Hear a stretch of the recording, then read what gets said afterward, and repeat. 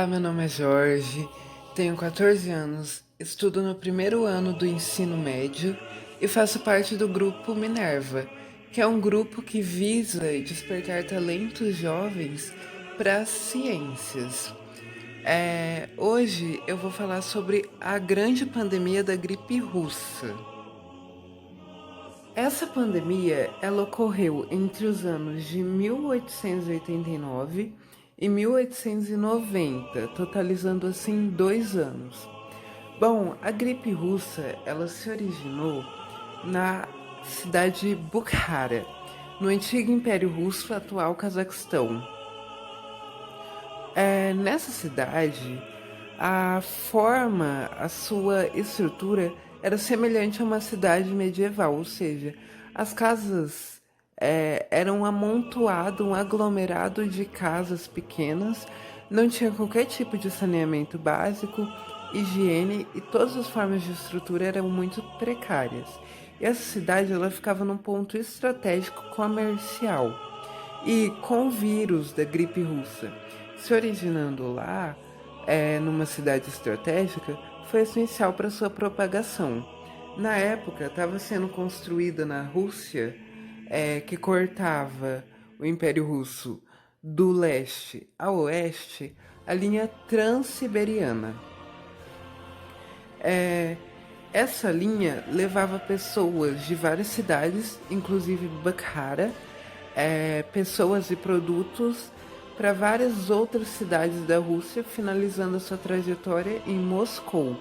E essa linha ferroviária foi essencial para a propagação do vírus, já que as pessoas tinham um acesso ao maior número de cidades em um curto período de tempo, o que fez ela se propagar por todo o Império Russo, até chegar em Moscou, onde foi para São Petersburgo, e a partir de São Petersburgo, como mostra essa trajetória, foi para a Europa inteira.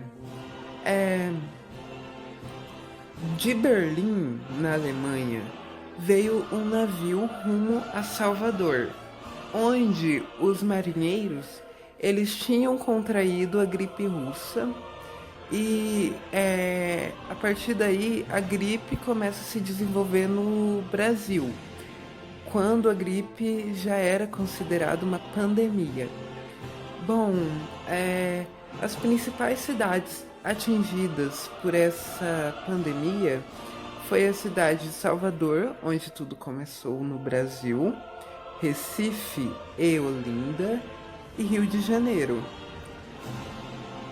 Já no centro do Brasil, a única cidade que tem documentações da existência da gripe russa foi a cidade de Cuiabá, no Mato Grosso, onde foram registrados menos de 100 casos. Agora que eu falei sobre a trajetória, é importante ressaltar que o agente biológico que causa essa gripe, como já dito anteriormente, é um vírus. Esse vírus, ele é um subtipo do H2N2, conhecido como Morbus Maximus Epidemicus. O vírus que possui semelhança com os restantes vírus da influenza, como por exemplo uma camada fosfolipídica revestindo ele.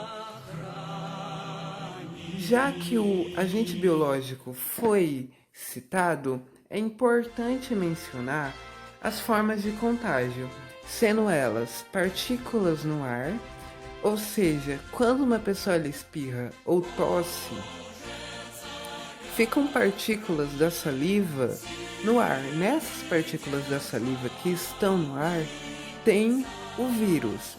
E assim como as pessoas se aglomeravam muito, era muito mais fácil as pessoas contraírem o vírus. Quando alguém tossia ou espirrava, várias pessoas ao redor já contraíam esse vírus. A aglomeração de pessoas e a falta de saneamento básico e higiene.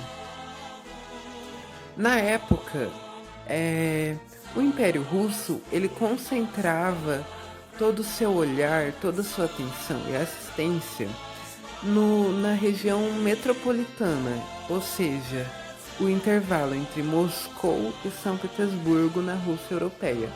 Ou seja, o restante do império ficava desassistido, ou seja, não tinha um saneamento básico e não tinha medidas de higiene. A higiene não era comum porque não interessava ao Império Russo uma forma de educação que evitasse doença para essas pessoas.